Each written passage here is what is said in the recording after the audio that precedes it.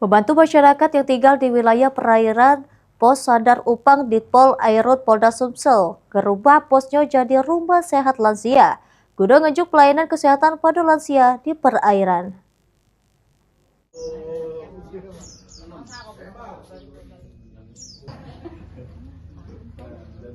Memanfaat ke pos Punyodit Pol Airut Polda Sumsel, Pos Sandar Airut Upang negak ke rumah sehat lansia yang melayani para pasien lansia di pesisir Banyu Asin, tepatnya Desa Upang.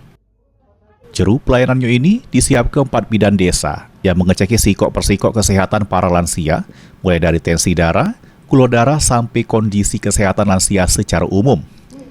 Kapos Sandar Airut Upang Aibda Ardianto nyebut layanan rumah sakit sehat lansia ini baru pertama kali dilakukan berdasar ke arahan dari pimpinan. Kedepan, layanan rumah sakit sehat ini bisa jadi manfaat bagi warga Upang.